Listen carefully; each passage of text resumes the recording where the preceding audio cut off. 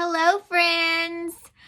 I just celebrated my 5-year anniversary, my UBAMiversary, if you will, with Usborne Books More yesterday.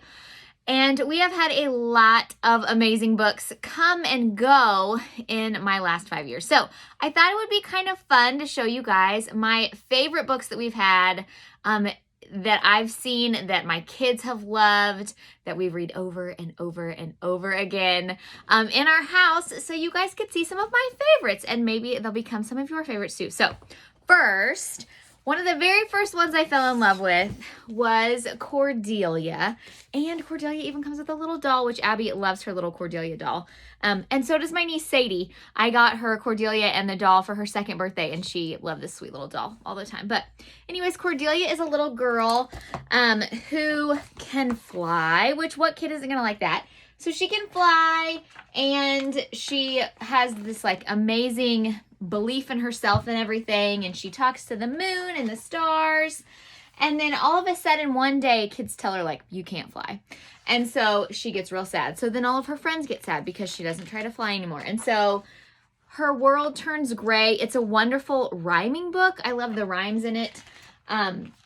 Just good for those little brains learning the rhyme and the rhythm of stories. And then it kind of just makes her mad when she's like, well, why do I care what other people think? Which is a great lesson for your children and adults. So she starts to believe in herself again. I was like, you know what? I can fly. And she starts flying again. So it's just the sweetest, great self-empowerment book. And so that's probably why I love it so much. So that's one of my favorites. Another one of my first favorites is this whole series, the Peek Inside, a fairy tale series. It has cut-throughs and laser cut pages. Like the artwork is just beautiful. It's got little peek-throughs and flaps. And there's lots of different ones. When I joined, I think we had 3 maybe in the series, and now there's a lot more. There's Sleeping Beauty, Cinderella, Elves and the Shoemaker. I'm trying to think what else there is. That I love. Did I say this is Beauty and the Beast, Sleeping Beauty, Cinderella. They're just Princess and the Pea. They're just really cute and pretty. And this one is a variant of your normal Disney Beauty and the Beast, which I also love. So it's a little bit different, and Belle doesn't look anything like a Belle. So it's also fun to talk about, like if you're a homeschooling parent, you can talk about the variants of different fairy tales and things like that. My kids like to point out differences and similarities. Okay, another one that I love is our drawing books. So I'll show you inside our drawing books. This is like our actual one that my kids use. Not any work is done in here because we take these outside and we do them on the porch and do chalk and just draw all the pictures with chalk. So it feels kind of gritty because of the chalk that's on it. But we've had so many hours of fun drawing on the back porch with chalk with these books. And sometimes the kids will get paper too, because now they're like, think they can't write in the book, I guess. And so they'll get paper out and draw too. So I love our drawing book just to kind of get their juices flowing. Okay, now this one is a cult favorite. What is Poop? Anytime I've done a booth, teenagers always walk by and grab this book and start looking at it and laughing. But you guys, there's some good information in this book. It's got lots of flaps. You can do all the little flaps and show kind of, a lot of kids are scared about going poop on the potty. I don't know why, but they are. And this kind of just helps calm them down. Like everybody poops. Like, you know, how much poops do elephants poop? This much every single day. And you can learn about what color is blue whale poop. It's pink. Did you know that? I mean, it's kind of an interesting fact. So, one reason this is my favorite is because we read it 1,000 times when Abby was potty training. Raimi was already potty trained when I joined, but she used to sit down. It was the sweetest thing. And she would be like, princess poop, soccer boy poop, doggy poop. Like she would just go through, and I just love when she was like princess poop, because you know everybody poops. So, which is another one of my favorites I didn't grab, but everyone poops. But what is Poop was really fun when Abby was potty training, and I smile every time I see this one now. We also now have What is a Potty, which is also great for potty training. Okay. Next, this is another Abby Since I joined when Abby was a baby, we did a whole lot of reading. So this was one of her favorites when she was a toddler. And I know my niece, I just gave this to my niece too, and she loves this one as well. This whole series is really cute. There's 4 in this series. How to brush your teeth with Snappy Croc, how to tuck in your sleepy lion, and how to bathe a little dinosaur. And then this one is how to feed a cheeky monkey. And another rhyming book. You guys, I love the rhyming books. I don't know if it's the kindergarten teacher in me or what, but Abby would do the rhymes when we would read it. So it was fun back and forth. But it's just a cute little story that has a really great cadence and rhyme. And it's a board book because it's a toddler one. So this is just another one of my favorites. So I basically looked on my shelf and I was like, okay, which ones did I love? This one still gets me teary when I read this one. So this one is Bears Don't Read, and it's a big, nice hardback book. And it's about a big bear who says, most days George sat on a bench at the edge of the woods and stared out at the distant hills. He wondered about life. Don't we all? Oh, life is lovely, he thought, tra-la-la and all that. But is this it? He wondered, is this all there is? It's kind of deep, you guys. But anyway, so he sees his brothers playing and he's like, but is there more? And then he finds a book. And so it goes on this journey of George finding this book. And he's like, I'm gonna go into town where I know these people know what this book is all about. And so he goes into town, and then it's not good because he's a bear in a busy town. And so the police come, and then this little girl's like, wait a second, that's my book. And so the mom says, George, you know what? Why don't you come home with us? We'll take care of you since that's my daughter's book. And they teach him to read. Okay, you guys, teach him to read. And then he opens, I'm getting goosebumps right now just talking about it because reading is so important, you guys. Okay. So she says, Clementine, the little girl, says to George, I bet you can read this whole book now all by yourself. And George opened it and began, once upon a time, there was a large brown bear who found a book lying under a tree. He read the whole book all the way to the end. Bravo, said Clementine. Which, by the way, you guys, Abby, instead of saying bravo now, says bravo. And I kind of love it and don't want to correct her. So, bravo, said Clementine. We knew you could do it. Okay, this is my favorite part. And for George, that was just the beginning.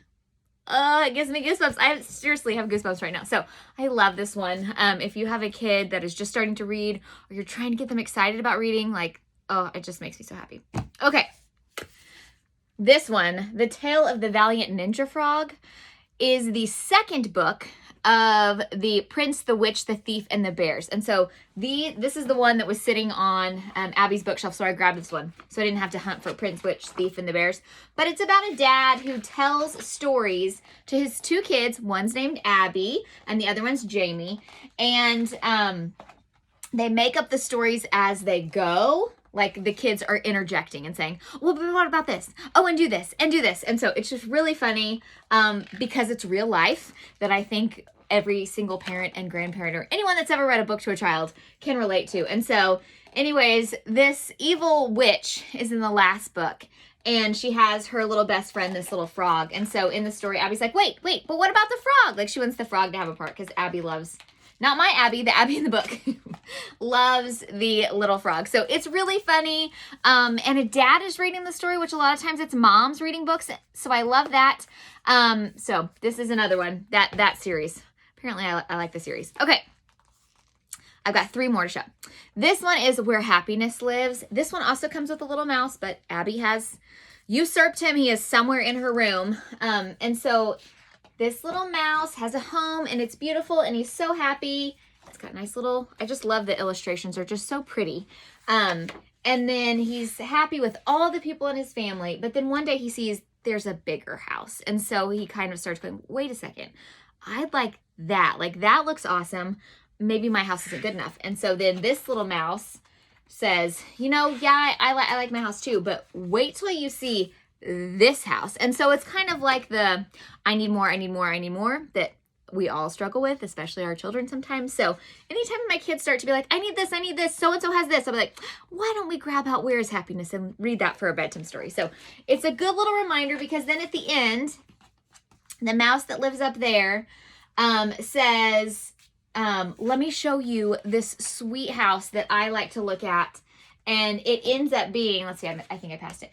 It ends up being the first mouse's home, where all of the family is and friends and everything, because she's lonely up in her big, huge house. So it just kind of reminds us how what we have is good and makes us happy, and we don't need all the things. So I love the message in that one for sure.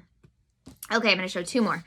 This is one of the read alouds Rami and I did together before bedtime. You don't only have to do picture books, and don't ever stop reading to your kids no matter how old they are and if they can read to themselves. I'm reading the read aloud handbook right now, and he talks about how it's so important just to continue reading to your kids, even if they can read to themselves, because it's different when someone reads to you. And also, if you're reading books above their reading level, their listening level and their comprehension and reading level is very different. So like you could read this book, even though Abby couldn't pick this up and read it, she would understand it. So it's important to read to kids, even the older they get, even though they can still read. So anyways, this is Polly and Buster. It's about a little witch and a little girl, and they're both kind of, well, it's really great talking about differences and how people don't like people that are different than them. The town does not like the monsters because they're monsters and they're different. So you can relate it to a lot of things that is going on now in today. Rami and I talked a lot about Black people and white people while reading this book. And it's just really great, like not confrontational, or like, since kids can put themselves into the story without actually having to go through the things, they can put themselves in someone else's shoes. And it's all about friendship and how to stand up for your friends and things like that. So we read this whole series. I think this is even my autographed copy. Here's my autographed copy. I love Sally. She also did the Hey Jack and Billy B. Brown books, if you know those. So this one is just, it's amazing. I love it so much. Okay, last one is the My First Reading Library. So Rami learned to read with this. Abby learned to read with this. We're still reading this. Abby and I are going through all the books. So you can see there's a huge chunk out. I actually went down to her room and grabbed all of these off of her nightstand. So let me show you how it works. There's different levels. So the more books you read, the harder the books get in the series. So this is the very first one. And it is partner reading. So there is smaller text that's more difficult for the parents to read. And then there is bigger, bolder text for your beginning reader, so they don't get overwhelmed with all the text on a page. It also makes the story a lot more exciting because it's not just CVC words. There's actually like a storyline you can follow. And something else I love at the back is there is a guidance section. So parents that don't know, maybe they didn't go to school to teach someone how to read like I did. So it kind of shows you how to break it down and to use the book, how to help your kids if they get stuck, things like that. And then another part is there are puzzles, which are comprehension questions in the back, because this is the part a lot of kids miss when learning to read. They're so focused on decoding each individual word that they're not paying attention what words they're actually reading, and they don't remember. So the comprehension questions at the back really help your kids remember to focus on what they're reading and then revisit and recall what they did read. So there's 3 different puzzles in the back. It'll say like which word, is wrong, which one doesn't fit, which one rhymes, things like that. So that's the first one. Here's and then once you get to the 8th book, there's no more partner reading because your kids can read it on their own. So here's a little bit harder one. See, there's a lot more text for your little one, and it also builds too. So what they learned in the last book, they'll have that in the next book plus a new skill, different blends and digraphs and things like that. So see a lot less parent reading once you get to the harder books. There's still some in these lower levels. And then, so then there's the orange and green section as well. And these get even harder because your kids are getting better at reading. So this is more like a 1st grade level that they can read on their own. And then the purple is more kind of like a 2nd grade level. And even if, and there's still puzzles in these too, even if your child can read them, pretty fluently, they can still work on the comprehension and just kind of have fun reading and not have to focus so hard. So that set will grow with them for years and years. So thank you guys. I hope you enjoyed seeing my top 10 favorites over the last 5 years. Have a good day.